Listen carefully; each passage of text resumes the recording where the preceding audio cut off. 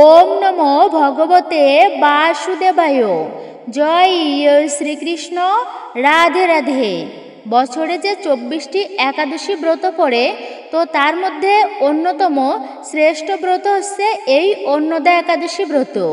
মঙ্গলবার দিন 19শে আগস্ট মঙ্গলবার পবিত্র পূর্ণ ভাদ্র মাসের প্রথম একাদশী ব্রত, যা অন্নদা একাদশী নামে পরিচিত।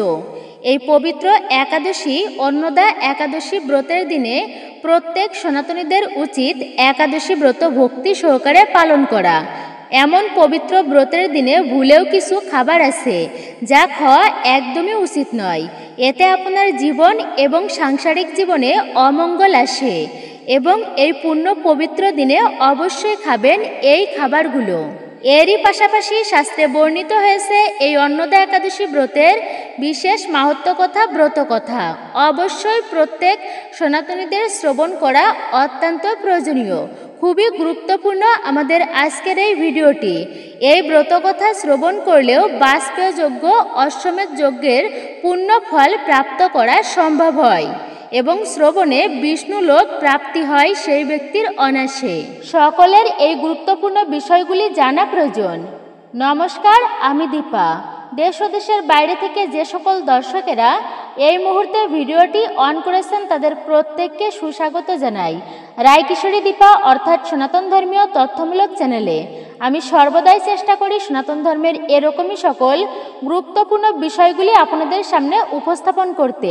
আসুন কিছুক্ষণ সময় প্রত্যেকে একসঙ্গে ধৈর্য ধরে আজকের এই গুরুত্বপূর্ণ বিষয় প্রসঙ্গে আমরা বিস্তারিতভাবে জেনে নিই। ভিডিওটি শুরু থেকে শেষ পর্যন্ত অবশ্যই ভক্তি, শ্রদ্ধা ও মনোযোগের সহিত আপনারা শ্রবণ করবেন এবং দেখবেন। যদি ভালো লেগে থাকে অবশ্যই একটি লাইক করবেন ভিডিওতে। কমেন্টে ভক্তি, ভালোবাসা ও শ্রদ্ধার সহিত জয় শ্রীকৃষ্ণের জয়, জয় শ্রী বিষ্ণুর জয়, অথবা আপনার গুরুদেবের নামটি একটি বারের জন্য হলেও লিখে জানাবার জন্য অনুরোধ রইল। চ্যানেলে নতুন হলে অবশ্যই চ্যানেলটি কিন্তু সাবস্ক্রাইব করবেন। পাশে থাকার নোটিফিকেশন বেল বাটনটি অল করে দিবেন। অবশ্যই একজন সনাতনী বোনকে আপনারা সাপোর্ট করবেন, আমি আশা রাখছি। আপনারা এই ভিডিও থেকে আমি আশা করি উপকৃত এবং সমৃদ্ধ হবেন। তাহলে চলুন শুরু করি আজকের মূল ভিডিওটি। ভগবান শ্রীহরি বিষ্ণুর দিন হচ্ছে এটি বিশেষ দিন। ভগবানের অনেক প্রকার শুভ দিন আছে, আর সেই সমস্ত দিনগুলোতে যে কোনো ধরনের শুভ কার্য এবং মাঙ্গলিক কাজকর্ম করা যায়। যেমন সোমবার দিন, বৃহস্পতিবার দিন, মা লক্ষ্মীর বিশেষ দিন, গণেশ চতুর্থী ব্রত, অক্ষয় তৃতীয়া, বিজয় দশমী। বছরের 4টি দিনের মধ্যে অক্ষয় তৃতীয়া হচ্ছে একটি বিশেষ দিন। তো এমনইভাবে ভগবানের যত প্রিয় দিন রয়েছে তার মধ্যে সর্বশ্রেষ্ঠ দিন হচ্ছে একাদশী ব্রতের দিন। এর উপরে কোনো শ্রেষ্ঠ দিন দ্বিতীয়ত নেই। আর এই জন্যই একাদশীর দিনকে হরিবাসর বলা হয়, অর্থাৎ হরিবাসর তিথি বলা হয়েছে একাদশীর এই বিশেষ দিনকে। আচ্ছা, কেন এই অন্নদা একাদশী ব্রত এত শ্রেষ্ঠ? এই অন্নদা একাদশীর গুরুত্ব কেনই বা বেশি? এই অন্নদা একাদশী ব্রত পালন করলে কী ফল লাভ হয় জেনে নিন। যে সমস্ত ব্যক্তিরা এই একাদশী ব্রত পালন করবে, বলা হয়েছে তারা হারানো সম্পদ ফিরে পাবে। অর্থাৎ অনেক সময় আছে দেখবেন দৈবক্রমে সময়ের প্রভাবে দুরবস্থা হয়। সংসারে আগের দিনই ভালো ছিল, উপার্জন ভালো ছিল, পরিবারের সবাই মিলেমিশে সুখে শান্তিতে সমৃদ্ধি সহকারে বসবাস করত।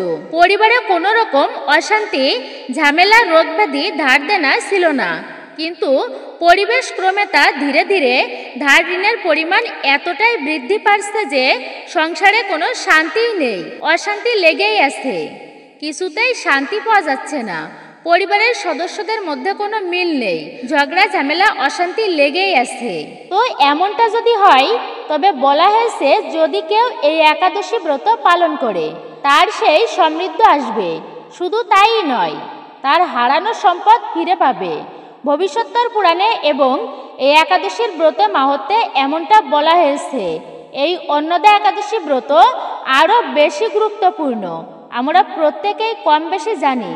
দানবীর রাজা হরিশ্চন্দ্রের কথা, যে রাজা দানের ফলে নিজের সমস্ত হারা হয়েছিলেন, রাজ্য পর্যন্ত দান করেছিলেন।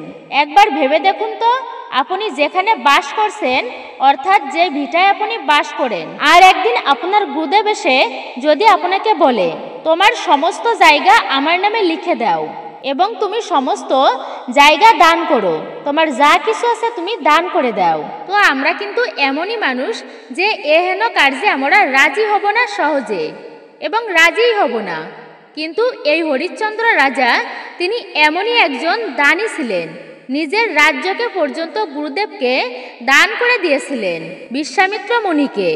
এবং এই রাজা হরিশ্চন্দ্র তার পুত্র এবং স্ত্রীকে বিক্রি করে দিয়েছিলেন শেষ অবধি। তারপরে শেষ পর্যন্ত গৌতম মুনির কাছে গেল এই রাজা। তিনি বললেন, হরিশ্চন্দ্র, তুমি আবার সর্বকিছু ফিরে পাবে। তুমি একটা কার্য করো, ভক্তি ভরে এই একাদশী ব্রত পালন করো। এবং এই একাদশী ব্রত পালন করার ফলে কিন্তু রাজা হরিশ্চন্দ্র স্ত্রী, পুত্র, রাজ্য সর্বকিছুই আবার ফিরে পেলেন।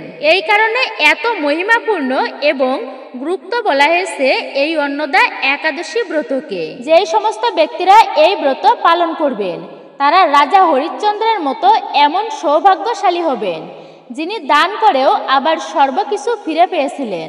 আসুন আমরা সর্বপ্রথমে জেনে নিই এই অন্নদা একাদশী ব্রত 2025-এ এই একাদশী ব্রত কত সময় পর্যন্ত থাকবে।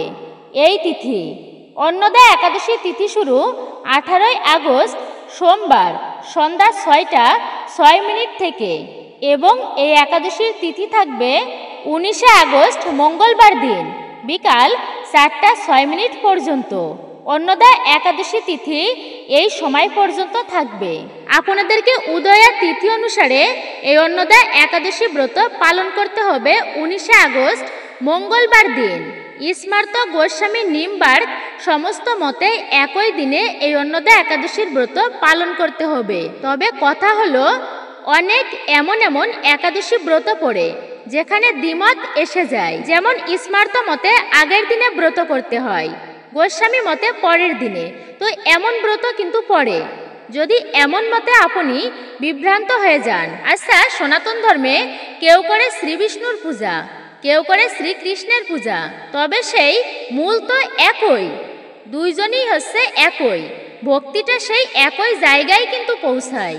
তবে যদি আপনারা বুঝতে না পারেন, এমন দ্বিমত যদি আসে, তো সেক্ষেত্রে কি করা যায়? প্রথমত আমি বলবো, আপনি বিভ্রান্ত হবেন না একদমই।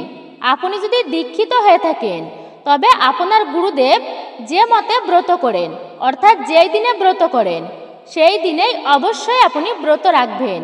এবং দীক্ষিত যদি না হন, তবে গোস্বামী মতে ব্রত পালন করবেন। কেননা গোস্বামী মত হচ্ছে প্রকৃত শাস্ত্রীয় বিশুদ্ধ মত। এই দিনে অর্থাৎ গোস্বামী মতে প্রত্যেকে ব্রত পালন করতে পারেন, এটা হচ্ছে বিশুদ্ধ মত। তবে সব মতকেই কিন্তু আমি শ্রদ্ধা জানাচ্ছি, কোনো মতকেই খারাপ বলছি না, সব মতই কিন্তু সঠিক।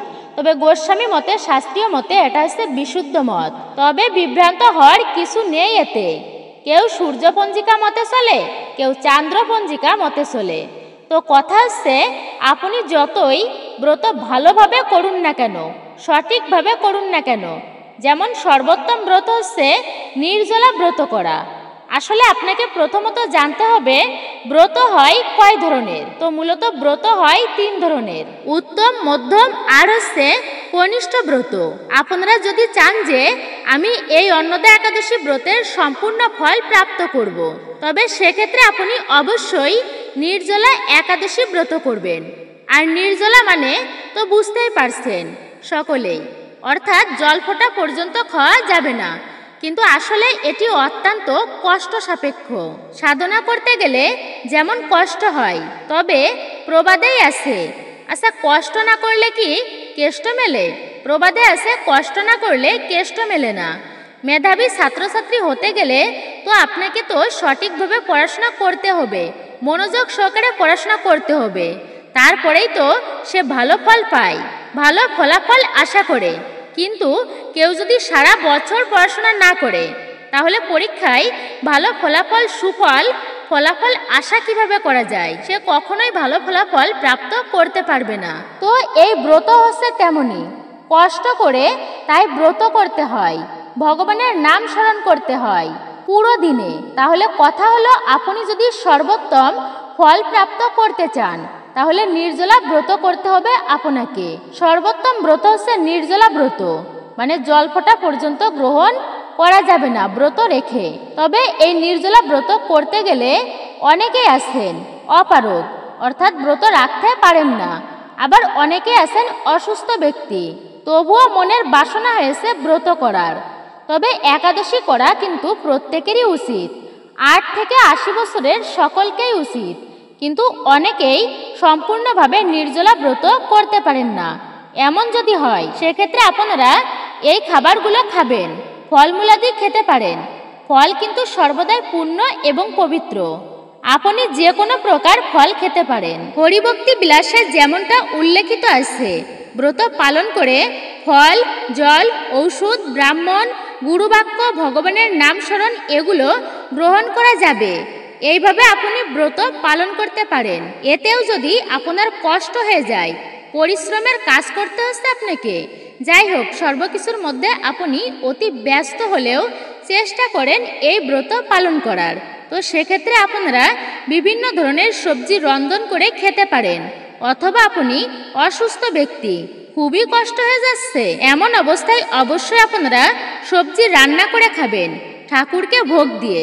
যেমন মিষ্টি আলু, কাঠবাদাম, কাজু বাদাম, মিষ্টি কুমড়া, পেঁপে, কাঁচকলা, এই সমস্ত সবজি আপনারা রান্না করে খেতে পারবেন ঘি, বাদাম তেল অথবা সূর্যমুখীর তেল দিয়ে। এছাড়াও আপনারা আলু সিদ্ধ করে খেতে পারেন, আলুর চিপস, আলু ভাজা, আলুর দম, আলুর পায়েস, সাবুর পায়েস, সাবুদানা ভিজিয়ে আপনারা খেতে পারেন কলা দিয়ে মেখে। সাবুদানার পায়েস, সাবু রান্না করে খাওয়া যায়। বর্তমানে কত কিছু করে কিন্তু কষ্ট হলে ব্রত সম্পূর্ণ করতে পারবেন, এতে আপনার একটুকু কষ্ট কম হবে। এগুলো খাওয়া যাবে, শাস্ত্রীয় বিধান আছে। আপেল, আঙুর, তরমুজ, আম, কাঁঠাল, কলা, পেঁপে ইত্যাদি ফল খেতে পারবেন। এই ব্রত করে শরবত খেতে পারবেন। কিন্তু এইবার একটা আরও বেশি গুরুত্বপূর্ণ কথা বলতে চাই।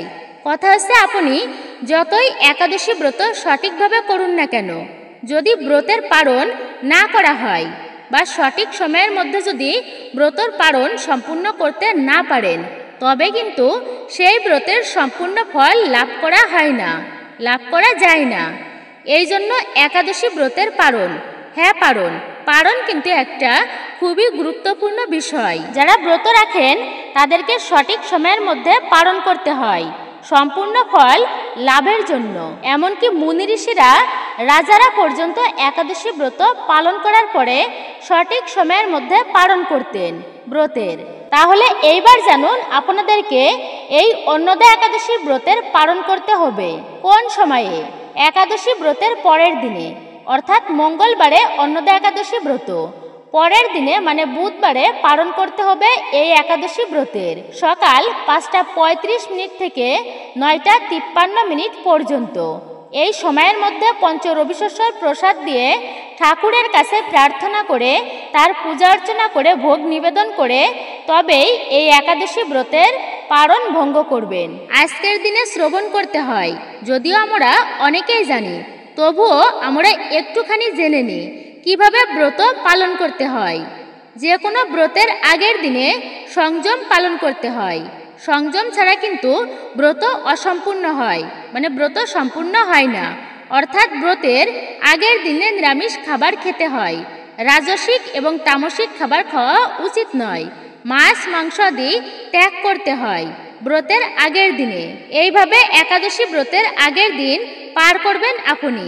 শুধু তাই নয়, ভাবছেন যে নিরামিষ খেলেই তো হয়ে যায়, না, কিন্তু নিরামিষ খেলেই হয় না, তা কিন্তু একদম নয়।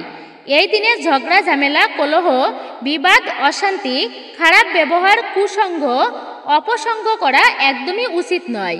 মিথ্যা কথা বলা উচিত নয়, পরনিন্দা, পরচর্চা এগুলি কিন্তু ভুলেও কিন্তু করবেন না ব্রতের আগের দিনে বা ব্রতের দিনে। ভুলেও এগুলি কিন্তু করা উচিত নয়, এগুলি একদমই ভালো নয়। একাদশী ব্রত মূলত 3 দিন ধরে হয়, তার মধ্যে প্রধান দিন হচ্ছে ব্রতের দিন। অনেকেই বলেন একাদশীর আগের দিনে মানে দশমীতে যে নিরামিষ খাওয়া উচিত, কিন্তু আমি যে ভুলক্রমে বা পরিবেশগত কারণে বা জানতাম না যে কাল একাদশী ব্রত, তাই আমি আমিষ খেয়ে ফেলেছি। আচ্ছা মাতাজি, সেই ক্ষেত্রে কি এই একাদশী ব্রত করা যাবে কিনা? মনে রাখুন, অবশ্যই ব্রত করা যাবে। যে কোনো অবস্থাতেই উচিত একাদশীর আগের দিনে নিরামিষ খাবার খাওয়া। কথা হলো, যে কোনো কারণবশতই হোক না কেন আমি আগের দিনে আমিষ খাবার খেয়ে ফেলেছি, নিরামিষ খাবার আমার খাওয়া হয়নি, তাহলে কি সেই ব্যক্তি ব্রত করতে পারবে কিনা? হ্যাঁ, অবশ্যই পারবে। ব্রত করতে অবশ্যই পারবে। আরে ভগবান তিনি যে দেখছেন আপনি ইচ্ছাকৃতভাবে এমন ধরনের কার্য করেননি, তাই বলা হচ্ছে পরিবেশগত কারণে বা ভুল করে যদি আমিষ খাওয়া হয়ে যায় তবুও আপনি ব্রত করতে পারবেন। একাদশী ব্রতের আগের দিনে আপনি রাত্রি 12টার আগে খাদ্য খাবার খেয়ে দাঁত ব্রাশ করে নেবেন। আবার অনেকেই হয়তো বলতে পারেন, মাতাজি বেশি রাত্রিতে খাবার খেলে কি কোনো অসুবিধা হয়? বেশি রাতে খাবার খাওয়া কিন্তু উচিত নয়, এতে কিন্তু খাবার হজমেও সমস্যা হয়, খাবার হজম হয় না। এরপরে শাস্ত্রে বলা হয়েছে বেশি রাতে খাবার খেলে এটাকেও তামসিক ভোজন বলা হয়। তাই আপনি ব্রতের আগের দিনে তাড়াতাড়ি খাবার খেয়ে নিদ্রা যাবেন, বিশ্রামে যাবেন। একাদশীর দিনটা হচ্ছে প্রধান বিষয়। এই দিনে আপনি না খেয়ে থাকলেই কিন্তু সেটাকে উপবাস বলা হয়নি। তাহলে কি উপবাস কি? উপ মানে উপরে বা নিকটে, আর বাস মানে হচ্ছে বসবাস করা, অর্থাৎ এই দিনটি ভগবানের কাছাকাছি বাস করা, ভক্ত সঙ্গে কাটানো, শাস্ত্রাদি পাঠ করে সময় অতিবাহিত করা, হরিনাম করা বেশি বেশি। যারা মালা জপ করেন অবশ্যই মালাই জপ সংখ্যা বৃদ্ধি করবেন এই দিনে। এই দিনে আপনি ব্রত করে আজে বাজে সঙ্গে ঘুরে বেড়াচ্ছেন, সাধু সঙ্গে সময় কাটাচ্ছেন না, ভক্ত সঙ্গ করছেন না, আপনার ইচ্ছা মতো যখন তখন ঘুমাচ্ছেন এই দিনে। মনে রাখবেন, এটিকে প্রকৃত ব্রত বলা হয়নি। অন্যান্য দিনে ধর্মীয় কার্য করলে যে পুণ্যফল প্রাপ্ত হয়, কিন্তু একাদশীর দিনে ধর্মকার্য করলে তার থেকে সহস্র গুণ বেশি পুণ্যফল লাভ হয়। এই জন্য একাদশী ব্রতকে এতটা মহিমা এবং গুরুত্ব বলা হয়েছে। আবার কথা হলো, আপনি যদি অজান্তেও একাদশী ব্রত পালন করেন তাহলে মহা সৌভাগ্য লাভ হয়ে থাকে জীবনে, মনে শান্তি আসে। এমনইভাবে শাস্ত্রে সুন্দর একটা কাহিনী পাওয়া যায় এই একাদশী ব্রত মাহাত্ম্যে। একবার নর্মদা নদীর তীরে গালব নামে একজন মহামুনি বাস করত। এই গালব মুনি তিনি সর্বদাই ইষ্টদেবের ধ্যান করত, সাধনা করত। এইভাবে ধ্যানে বসে ভগবানকে তিনি হৃদয় মন্দিরে স্থাপন করে তার ধ্যান করতেন। কিন্তু তার পুত্র যে ছিল সম্পূর্ণই বিপরীত ছিল। সে ভগবানকে ভক্তি করতেন, শ্রদ্ধার সহিত তার পূজা করতেন। এই নর্মদা নদীর তীরে বালুকা দিয়ে তিনি মূর্তি তৈরি করতেন। মূর্তি তৈরি করে সেই মূর্তির পূজা করত, আবার তা বিসর্জন দিতেন। শুধু তাই নয়, সে নিজে একাদশী ব্রত পালন করত এবং একাদশী ব্রতের আগের দিনে সবাইকে বলে দিত, তোমরা সকলেই একাদশী ব্রত কিন্তু পালন করবে। তো সেই গালব মুনির মনে একদিন এমন প্রশ্নের উদয় হলো যে, আমি তো ধ্যানযোগ অনুশীলন করি, আমি ধ্যানে সমাধিস্থ হলে 7-8 দিন, 10 দিন, এমনকি 1 মাস পর্যন্ত অতিবাহিত হয়ে যায় সমাধিস্থ অবস্থায়। কিন্তু আমার পুত্র ভদ্রশীল, তাকে তো আমি কখনো বিষ্ণু পূজা করা শেখাইনি, একাদশী ব্রত পালন কিভাবে করতে হয় সেটাও তো আমি তাকে শেখাইনি। কিন্তু আমার পুত্র ভদ্রশীল সে কিভাবে এইগুলো জানলো, কিভাবে শিখলো? তখন পুত্র ভদ্রশীলকে ডেকে গালব মুনি প্রশ্ন করলেন, পুত্র, এই সমস্ত দিব্য কার্য তুমি কোথা থেকে শিখলে? আমি তো শেখাইনি তোমাকে। তখন ভদ্রশীল বলল, পিতা, আমি হচ্ছি জাতিশ্বর। এর মানে আমার যে পূর্বজীবন ছিল সেই পূর্বজীবনের কথা স্মরণে আছে আমার। পূর্বজীবনে আমি ধর্মধ্বজ নামে একজন রাজা ছিলাম। ধর্ম অনুশীলন করেই রাজ্য শাসন করতাম, প্রজাদেরকে নিজ পুত্রের মতোই প্রতিপালন করতাম। কিন্তু কিছু মন্ত্রীদের কুপরামর্শে খারাপ সঙ্গ করতে শুরু করি, অন্যায়ভাবে বিভিন্ন রাজ্য দখল করতে শুরু করলাম, রাজকোষ বৃদ্ধি করতে লাগলাম, রাজ্য একসময় অরাজকতা দেখা দিল, রাজ্যে পাপকর্ম বেড়ে গেল, কিন্তু আমি সেদিকে একেবারেই লক্ষ্য করিনি। এইভাবে পাপময়ভাবে রাজ্য পরিচালনা করতে লাগলাম। একদিন আমি মৃগয়া করতে গিয়েছি, সেখানে সৈন্যদেরকে হারিয়ে ফেলেছি। সারাদিনে কিছুই আহার করিনি। প্রচণ্ড ক্ষুধা তৃষ্ণায় সৈন্যদেরকে খুঁজতে থাকলাম, কিন্তু সারা সময় খুঁজেও তাদেরকে পেলাম না। খেয়াল করলাম সেই বনের মধ্যে কিছু তীর্থযাত্রী, তারা এসে রাত্রি জাগরণ করছে, আর আমিও তাদের সঙ্গে সেই রাত্রি জাগরণ করলাম, তাদের সঙ্গে হরিনাম করলাম, ভজন কীর্তন শ্রবণে অতিবাহিত করলাম সেই রাত্রি। এবং পরের দিনে আমার মৃত্যু হলো, যেহেতু আগের দিনে কিছুই আহার করিনি, জল পর্যন্ত গ্রহণ করিনি। আর সৌভাগ্যক্রমে ওই দিনটি ছিল একাদশী ব্রতের দিন, এবং আমার মৃত্যু হলে ভয়ানক দেখতে যমদূতেরা আমাকে কালপাশে বিদ্ধ করে যমলোকে নিয়ে গেল। যমরাজ রেগে গিয়ে চিত্রগুপ্তকে প্রশ্ন করল, চিত্রগুপ্ত, দেখো তো এর জীবনে কতটা পাপ আছে। তখন চিত্রগুপ্ত বলল, মহারাজ, যদিও এই ব্যক্তি এই ধর্মধ্বজ জীবনেও ভালো কাজ করেনি, সারা জীবন পাপকার্যে লিপ্ত ছিল, কিন্তু তবুও এই ব্যক্তি আগের দিনে একাদশী ব্রত করেছে। এই কথা যমরাজ যেই শুনেছে, তার সিংহাসন থেকে নেমে সাষ্টাঙ্গে সেই ধর্মধ্বজ রাজাকে প্রণাম করল এবং তাকে স্বর্গের দিব্য খাবার দিয়ে উপহার আদি প্রদান করলেন যথাযথভাবে। রথে করে বৈকুণ্ঠে ভগবানের সন্নিকটে পাঠিয়ে দিল, আর তারপরে সে ভগবানের সাথে অযুত কাল পর্যন্ত স্বর্গে কাটিয়ে দিল, দিব্য সুখ অনুভব করল। শেষ পর্যন্ত একাদশী ব্রত প্রচারের ফলে তারপরে সেই ব্যক্তি ভগবানের সাথে অযুত কাল স্বর্গে কাটিয়ে দিল, দিব্য সুখ অনুভব করল। শেষ পর্যন্ত একাদশী ব্রত প্রচারের ফলে দিব্যস্বরূপ বলতে লাগলো ভগবানের কাছে, হে প্রভু, আমি অজান্তে একাদশী ব্রত পালন করাই তোমার কাছে আমি আসতে পেরেছি, কিন্তু আমার মনোবাসনা এই একাদশী ব্রত আমি জগতে প্রচার করতে চাই। আর ভগবান সেই অভিপ্রায় বুঝতে পেরে তোমার মতো মহামুনির পুত্র রূপে জন্মদান করিয়েছে, তাই জন্য আমি একাদশী ব্রত পালন করি। তখন গালব মুনি বলল, আমার যে জীবন ধন্য তোমার মতো পুত্র পেয়ে। তাহলে এটি বলার উদ্দেশ্য হলো, যদি কেউ অজান্তেও একাদশী ব্রত পালন করে তার মহা সৌভাগ্য প্রাপ্ত হয়। এবং ওই দিনেই যমরাজ যমদূতদেরকে ডেকে বলেছিল, তোমরা শুনে রাখো, হে যমদূতগণ, যেখানে তোমরা একাদশী ব্রত পালনকারী ব্যক্তিকে দর্শন করবে, তাকে দূর থেকে প্রণাম করে চলে আসবে, কখনো তাদেরকে এই যমলোকে নিয়ে আসবে না, কেননা তারা দেবতাদেরও দুর্লভ, আমাদেরও পূজনীয়, প্রাণাম্য। এই জন্য একাদশী ব্রত এতটা মহিমাপূর্ণ। এবার কথা হলো, আমরা তো এই একাদশী ব্রত পালন করব, কিন্তু এই দিনে কি ভগবানকে অন্নভোগ দেওয়া যাবে কিনা? সেক্ষেত্রে বলছি আপনাদেরকে, প্রতিষ্ঠিত বিগ্রহকে অবশ্যই অন্নভোগ দেওয়া যাবে, কিন্তু শুধু তাই নয়, যে কোনো বিগ্রহকেই অন্নভোগ দেওয়া যাবে, অবশ্যই আপনি অন্নভোগ দিতে পারবেন। তো ব্রত মূলত আমাদের জন্য, ভগবানকে প্রাপ্ত করার জন্য, তার আশীর্বাদ কৃপা পাবার জন্য আমরা ব্রত করি, কিন্তু ভগবানকে ব্রত করার কোনো প্রয়োজন নেই। ব্রত হচ্ছে মানবের জন্য।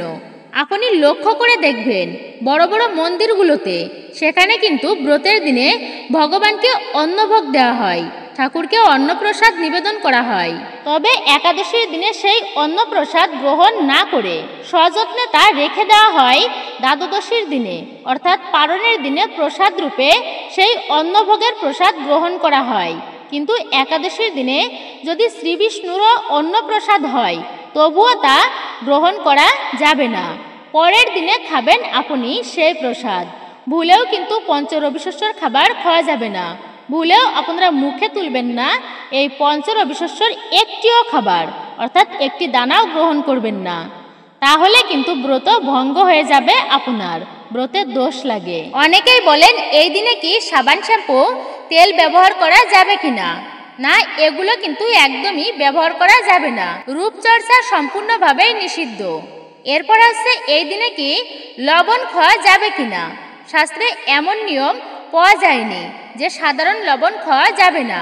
তবে হ্যাঁ, সবচেয়ে বেশি উত্তম হয় এই দিনে অর্থাৎ পবিত্র দিনে যদি সবজিতে সন্দর্ভ লবণ ব্যবহার করেন, তবে আপনি যে কোনো লবণ খেতে পারবেন সবজিতে বা অন্যান্য জিনিসে। এই দিনে ভুলেও করবেন না ক্ষৌরকর্ম, এতে গ্রহদোষ লাগে জীবনে। চুলদাড়ি নখ কাটবেন না এই দিনে। ভগবানের নাম স্মরণ কীর্তনে তার দিব্য নাম জপ করাতে বেশি সময় অতিবাহিত করা উচিত। শাস্ত্রাদি পাঠ বা শ্রবণ করুন। সাধুসঙ্গ সৎসঙ্গ করুন। সৎসঙ্গে স্বর্গবাস, অসৎসঙ্গে নরকবাস অর্থাৎ সর্বনাশ। আপনি অবশ্যই এই একাদশীর দিনে ঠাকুর পূজা করবেনই করবেন। অন্তত ভক্তি ভরে ভক্তি মনে একটা পুষ্প অর্পণ করুন ঠাকুরকে।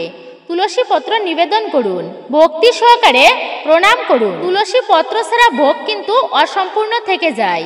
এই দিনে তুলসীর সেবা করবেন আপনি যতটা পারেন। ঠাকুর ঘরে এবং তুলসী মঞ্চে একটা প্রদীপ অবশ্যই এই দিনে প্রজ্বলিত করে দেবেন। এইবার আসুন আমরা জেনে নিই এই পবিত্র পুণ্য অন্নদা একাদশীর দিনে, এই বিশেষ দিনে কোন খাবারগুলো ভুলেও খাওয়া উচিত নয়। যদি কেউ এই খাবারগুলো ভক্ষণ করেন মানে খেয়ে থাকেন, তাহলে মহা পাপের ভাগী হতে হয় তাকে। জীবনে অশুভ এবং অমঙ্গল নেমে আসে।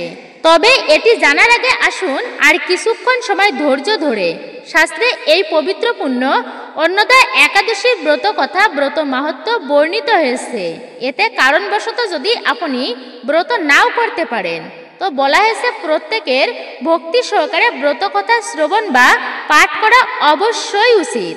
এতে জীবনের দুর্ভাগ্য পর্যন্ত নাশ হয়ে যায়। একটুকু হলেও ব্রতের প্রতি বিশেষ ভক্তির উদয় হয়। এই ব্রতের বিশেষ ফল লাভ করা যায় ভগবানের কৃপায়। শাস্ত্রে এই জন্য শ্রবণকে সর্বমঙ্গলময় বলা হয়েছে। ধৈর্যের ফল কিন্তু সুমিষ্ট হয়।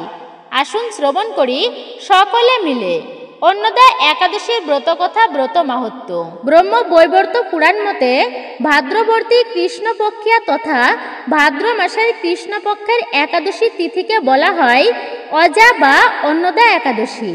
এখানে এই একাদশী ব্রতের মাহাত্ম্য বর্ণনা করা হচ্ছে। অবশ্যই আপনারা ভক্তি মনে শ্রবণ করুন। পাণ্ডব শ্রেষ্ঠ সম্রাট যুধিষ্ঠির বললেন, হে শ্রীকৃষ্ণ, ভাদ্র মাসের কৃষ্ণপক্ষের একাদশীর নাম কি?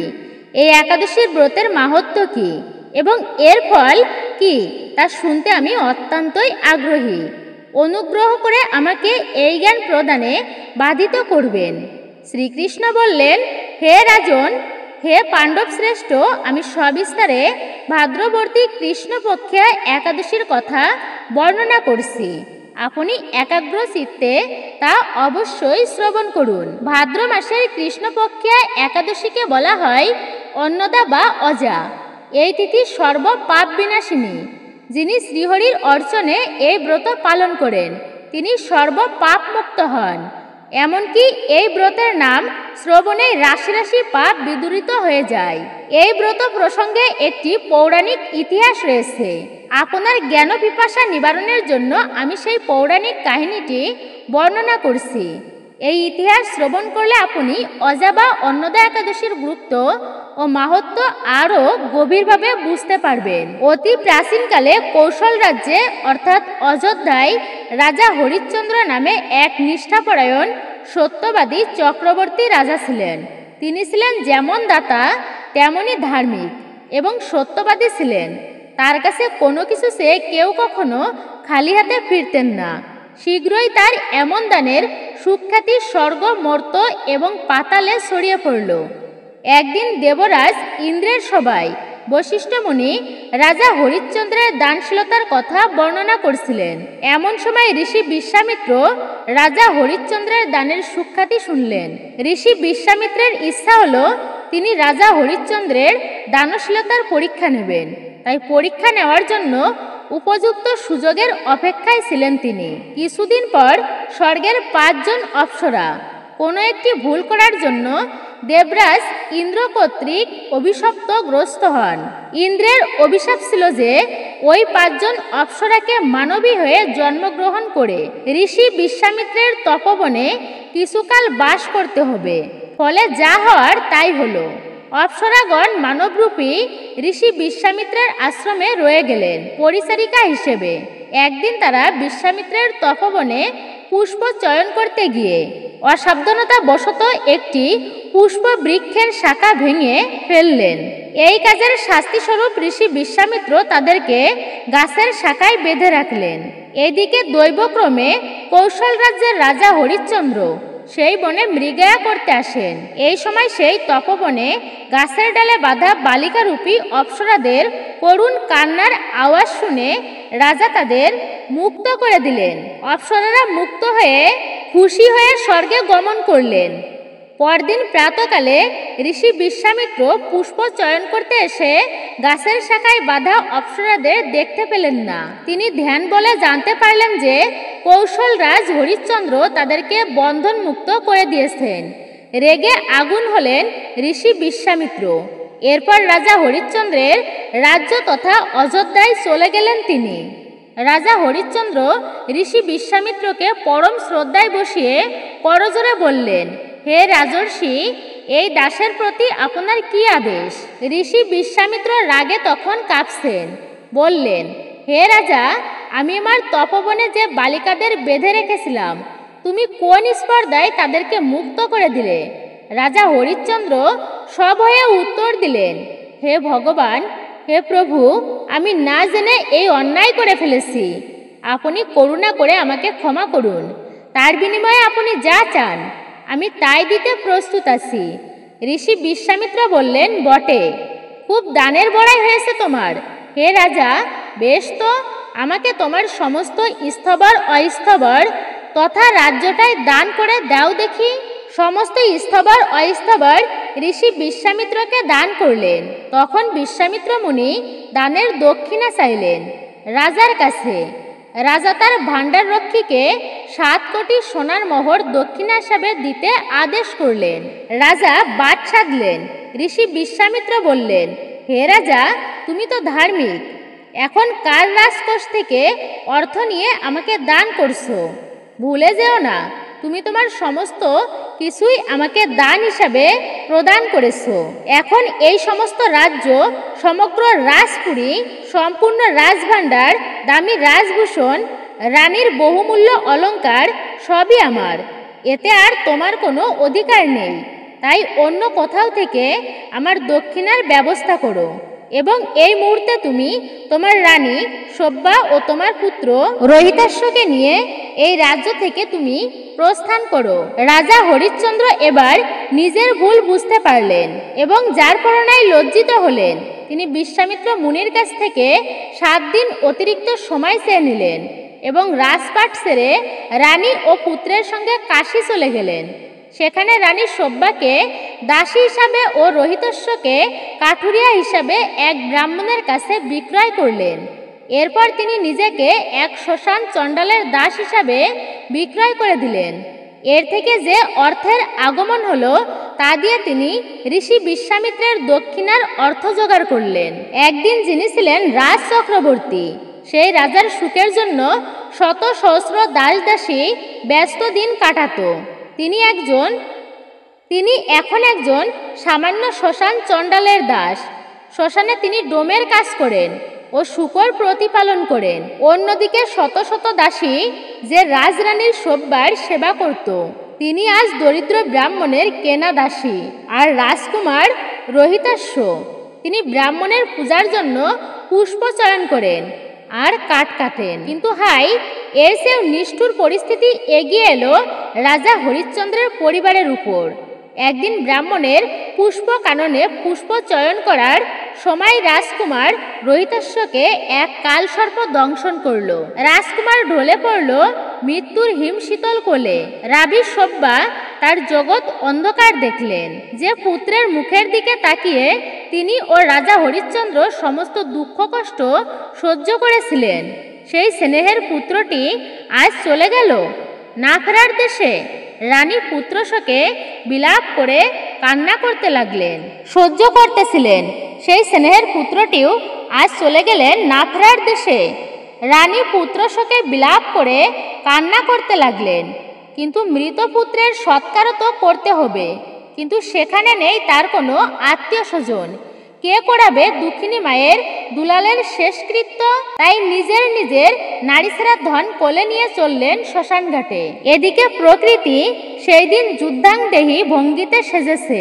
চারিদিকে ঘোর অন্ধকার ও ভয়ানক দুর্যোগ। ঘাটের কড়ি আদায় করার জন্য রাজা হরিশ্চন্দ্র শ্মশানে দাঁড়িয়ে তার দায়িত্ব পালন করছিলেন। এ সময় রানী সব্যা তার মৃত পুত্র নিয়ে ঠিক সেই শ্মশানেই উপস্থিত হলেন। তাদেরকে চিনতে না পেরে রাজা হরিশ্চন্দ্র বললেন, যদি তিনি ঘাটের কড়ি না পান তাহলে তিনি শবদেহ দাহ করতে পারবেন না। রানী সব্যা আর কি বাই করবেন? তিনি নিজেও অপরের কেনা দাসী, ঘাটের কড়ি পাবেন কোথায়? মনের দুঃখে তিনি সেই শ্মশানে বসে রাজা হরিশ্চন্দ্রের নাম ধরে অঝরে কান্না করতে লাগলেন। এমন সময় দৈব ইঙ্গিতে একবার বিদ্যুৎ চমকালো। সেই বিদ্যুতের আলোতে রাজা হরিশ্চন্দ্র তার রানী সব্যা ও তার মৃত পুত্র রোহিতস্যকে চিনতে পেরে ডুকরে কেঁদে উঠলেন। রানী সব্যা ও ডোমের পোশাকে দায়িত্বরত রাজা হরিশ্চন্দ্রকে চিনতে পেরে তার পায়ে লুটিয়ে পড়লেন। তারপর দুজনে মিলে এইভাবে অনেকক্ষণ কান্না করতে লাগলেন। পরে পুত্রের জন্য চিতা প্রস্তুত করে নিজেরাও ওই চিতায় আত্মাহুতি দেওয়ার সিদ্ধান্ত নিলেন। এমন সময়ে স্বয়ং ঋষি বিশ্বামিত্র প্রকট হয়ে বললেন, হে রাজন, ধর্ম ও সত্যের প্রতি আপনার এই অনুরাগে শুধু আমিই না, স্বয়ং দেবতারাও সন্তুষ্ট হয়েছেন। আপনি প্রকৃতই ধার্মিক, দানবীর ও সত্যবাদী। এই দেখুন আপনার পুত্র বেঁচে উঠেছে। এই বলে রাজকুমার রোহিতস্যর গায়ে হাত বোলাতেই তিনি বেঁচে উঠলেন। ঋষি বিশ্বামিত্র বলে চললেন, হে রাজন, ভাদ্র মাসের কৃষ্ণপক্ষের একাদশী অন্নদা বা অজা নামে জগতে প্রসিদ্ধ। আপনি এই ব্রত পালন করুন। এই ব্রত প্রভাবে আপনার সমস্ত পাপের দুঃখের বিনাশ হবে। আপনার ভাগ্যবশত আগামী 7 দিন পরেই এই তিথির আবির্ভাব হবে। ওই দিন উপবাস করে রাত্রি জাগরণ করবেন। এইভাবে ব্রত উদযাপনে আপনার সমস্ত পাপ ক্ষয় হবে এবং আপনার হারানো সুদিন ফিরে পাবেন আবার। ঋষিবরের উপদেশ মতো তিনি শ্রদ্ধা সহকারে সেই ব্রত পালন করলেন। তার ফলে তার সমস্ত পাপ দূর হলো। আকাশ থেকে দেবগণ দুন্দুভি বাদ্য ও পুষ্প বর্ষণ করতে লাগলেন। এরপর কিছুদিন নিষ্কণ্টক রাজ্য সুখ ভোগ করে অবশেষে আত্মীয় স্বজন ও নগরবাসী সহ স্বর্গে গমন করলেন রাজা হরিশ্চন্দ্র। যে মানুষ নিষ্ঠা সহকারে এই ব্রত পালন করেন তিনি শ্রীহরির চরণে ভক্তি লাভ করেন, অবশেষে দিব্যধাম গমন করেন। অন্নদা একাদশীর ব্রত মাহাত্ম্য পাঠ ও শ্রবণে অশ্বমেধ যজ্ঞের ফল লাভ হয়। তিনি শ্রীহরির চরণে ভক্তি লাভ করে অবশেষে দিব্যধামে গমন করেন। অন্নদা একাদশীর ব্রত মাহাত্ম্য পাঠ ও শ্রবণে অশ্বমেধ যজ্ঞের ফল লাভ হয়। আশা করছি সকলেই বুঝতে পেরেছেন এই অন্নদা একাদশী ব্রত পালন করলে আমরা কি ফল প্রাপ্ত করতে পারি। তাই নিজেও একাদশী ব্রত পালন করুন এবং সকলের মাঝে ছড়িয়ে দিন, যাতে তারাও একাদশী ব্রত পালনে উৎসাহিত হয়। তো আসুন এইবার আপনারা জানবেন কোন খাবারগুলি আমাদের খাওয়া উচিত নয় আর কোন খাবার আপনারা খাবেন। তো বিস্তারিত আপনারা ভিডিওর মধ্যেই জেনেছেন, তবু আপনারা বাকি অংশটুকু এইবার জেনে নিন। এই দিনে খেতে নেই অনেক খাবার। আমরা বেশিরভাগ মানুষ ব্রত করি, ব্রত পালন করি, সবজি রন্ধন করে খাই। এই সবজির মধ্যে ভুলেও শাক, শাকের মিশ্রণ যেন না হয়, অর্থাৎ যে কোনো প্রকার শাক একাদশী ব্রতের দিনে খাওয়া একদমই উচিত নয়, সম্পূর্ণভাবেই নিষিদ্ধ। এতেও আপনার ব্রত ভঙ্গ হয়ে যাবে। লাল শাক, পুঁই শাক, কলমি শাক, সিম, বরবটি, ঢেঁড়স, মটরশুঁটি, পটল, বেগুন, বাঁধাকপি এগুলো কিন্তু একাদশী ব্রতের দিনে খেতে নেই। এতে অমঙ্গল হয়, ব্রত পর্যন্ত নষ্ট হয়ে যায়। তো এরপরে একাদশী ব্রতের দিনে মাছ, মাংস, ডিম, পেঁয়াজ, রসুন সমস্তটাই সম্পূর্ণরূপে বর্জনীয়। এই দিনে কোনো প্রাণীর মাংস ভক্ষণ করবেন না, এতে মহাপাপের ভাগী হতে হয়। ভুলেও খাবেন না পঞ্চ রবিশস্যর যে কোনো প্রকার খাবার, ধান বা চাল জাতীয় খাবার, গম বা যব, ভুট্টা জাতীয় কোনো প্রকার খাবার আপনারা খাবেন না। ডাল, সরিষার তেল, সয়াবিন তেল, তিল তেল এই সমস্ত থেকে তৈরি সমস্ত খাবার আপনারা ভুলেও খাবেন না। এই একাদশী ব্রতের দিনে। পাঁচফোড়ন, ছত্রাক, মাশরুম, চা, কফি, হরলিক্স এবং সমস্ত প্রকার নেশাজাতীয় খাবার বর্জনীয় একাদশীর দিনে। শুভতম দিনে এগুলি খেতে নেই। অশুভ গ্রহের দোষ লাগে জীবনে, কখনো ভালো কিছু তার দ্বারা আর হয় না। রোগব্যাধি পিছু লেগেই থাকে, সংসারে দারিদ্রতা দেখা যায়। ভগবান কখনো প্রসন্ন হয় না সেই ব্যক্তির প্রতি। ভগবান কখনোই প্রসন্ন হয় না সেই ব্যক্তির প্রতি। এগুলি গ্রহণ করলে মহাপাপের ভাগী হতে হয়। যে পাপ আপনি করেননি সেই পাপের অংশীদারও আপনাকে হতে হবে। স্ত্রী সঙ্গ সম্পূর্ণই নিষিদ্ধ। ব্রহ্মচর্য ধর্ম অবশ্যই রক্ষা করে চলুন। হরে কৃষ্ণ কৃষ্ণ কৃষ্ণ হরে হরে, হরে রাম রাম রাম হরে হরে।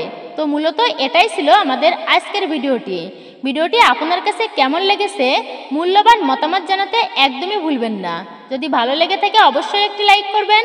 কমেন্টে ভক্তি, ভালোবাসা ও শ্রদ্ধার সহিত জয় শ্রীকৃষ্ণের জয়, জয় শ্রী বিষ্ণুর জয় অথবা আপনার আরাধ্য দেবদেবীর নামটি একটি বারের জন্য হলেও লিখে জানাবার জন্য অনুরোধ রইল। চ্যানেলে নতুন হলে অবশ্যই চ্যানেলটি সাবস্ক্রাইব করবেন। পাশে থাকার নোটিফিকেশন বেল বাটনটি অল করে দিবেন। সকলে ভালো থাকুন, সুস্থ থাকুন, পরম করুণাময় ঈশ্বরের অশেষ কৃপায়। একজন সনাতনী বোনকে অবশ্যই আপনারা সাপোর্ট করবেন আমি আশা রাখছি। তো আপনাদের সাথে আবারও কথা হবে নতুন কোনো ভিডিওর প্রসঙ্গে।